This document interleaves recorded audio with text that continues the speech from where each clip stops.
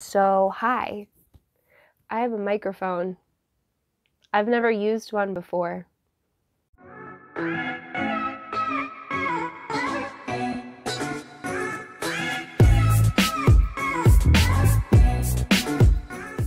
name is Jacqueline. This is my jungle. If you're new here. If you're not new here, thank you for coming back. I appreciate you. I wanted to show you my Totoro shirt too. Okay. I love Totoro. My friend Casey over at Plant with Casey, I will link her down below for you. She is a very good friend of mine and I adore her. Hey girl. She tagged me in this video, in her video, answering these questions. The original tag was made by Julia, aka the Plant Goblin, is what she calls herself.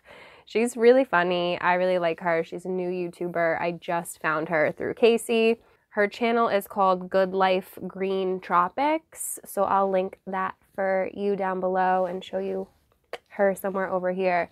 She created the houseplant YouTuber tag, I think is just what she's calling it, but I liked the questions, so I'm going to answer them. And I haven't prepared the questions beforehand. I'm just kind of winging it.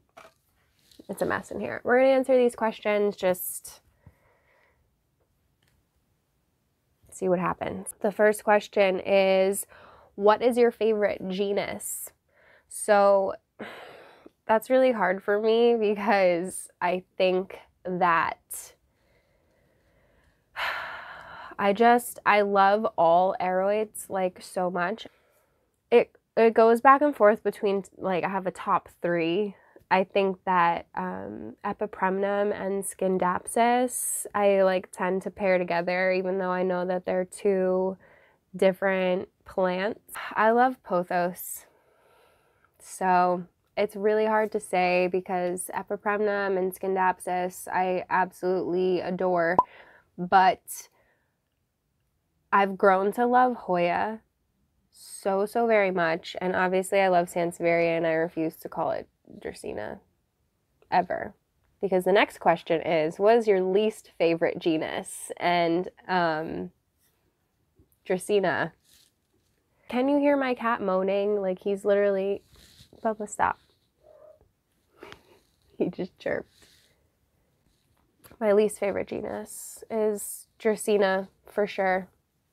I'm very conscious of my microphone. I'm sorry, it's weird to me still. What is a genus that intimidates me? Probably anything like humidity loving. Like, I have Calathea, but they still kind of scare me. And, you know, I'm not planning on getting any more than what I already have. If I were a house plant, what would I be? Probably something a little bit dramatic. I'm not gonna lie.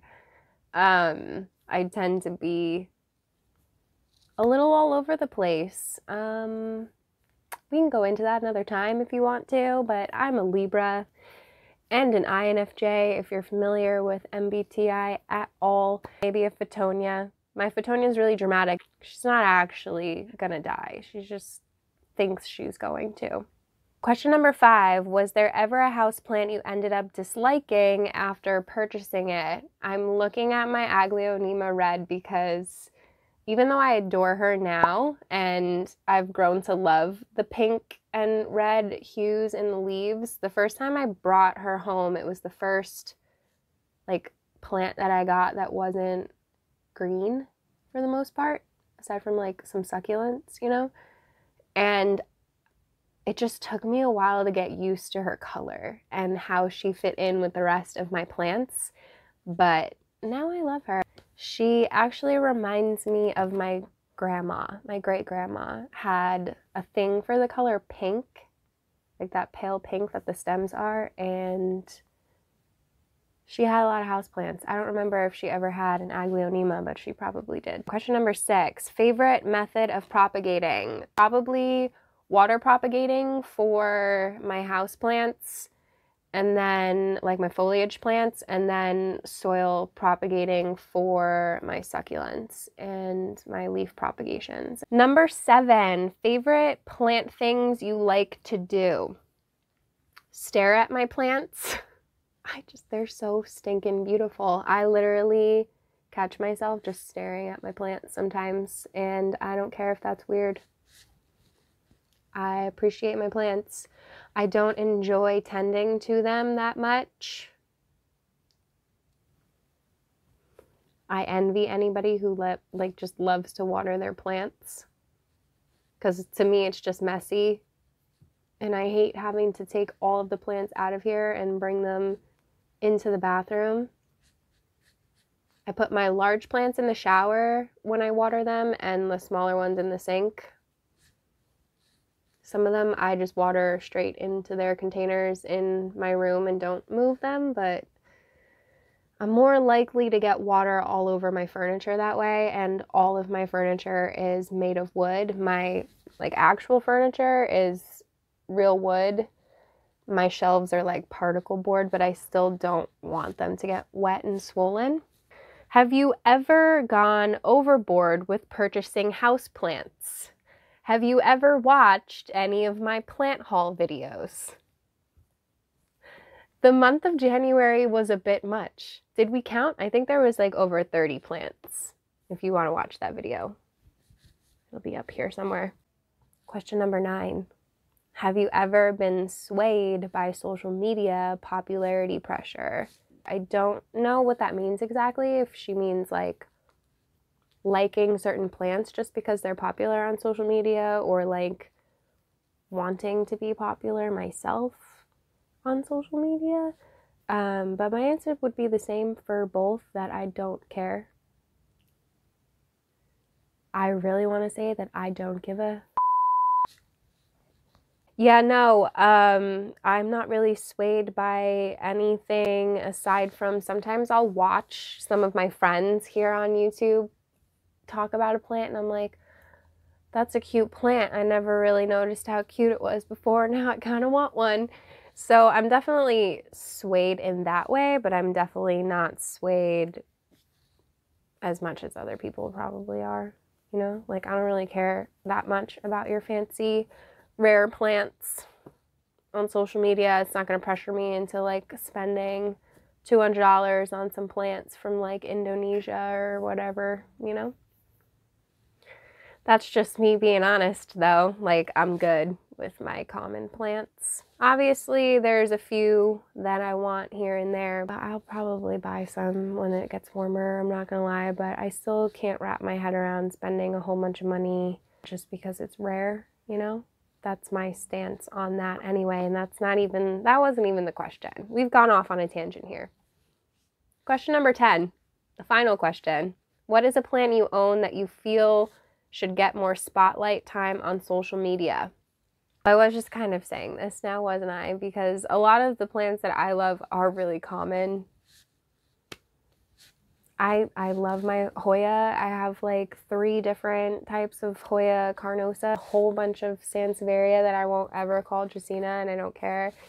And I have tons and tons of epipremnum. I have the one Scindapsus, but I plan on getting all the rest. I think I left out Philodendron. I don't know how I could, but I love Philodendron. I kind of tend to lump a lot of them into the same category with epipremnum and Scindapsus just because of that whole like aroid thing. And the way that they grow tend to be similar, especially like my Brazil and the Micans that I will hopefully have soon.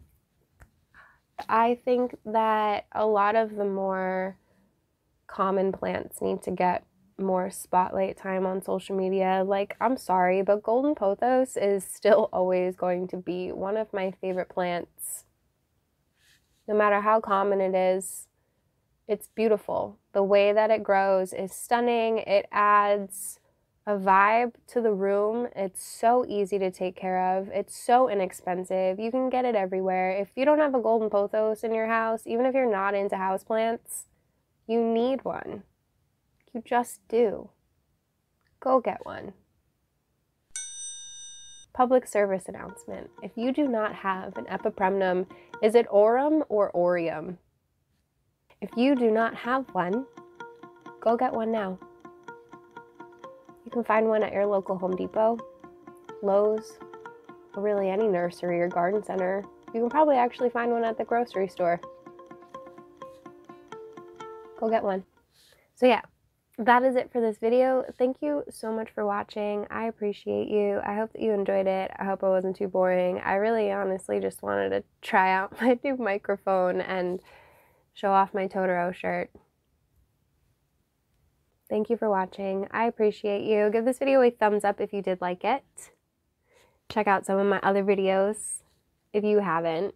There's lots of stuff to watch, in my opinion. Anyway, I don't know. I need like a nap or like lunch. Yeah, it's like 1 o'clock. I'm hungry. Yeah. Okay. Subscribe. Hit the notification bell if you want to know exactly when I upload, because I'm not on a schedule, girl. I'm just not. I hope to see you in the next one. My cat is still making noises.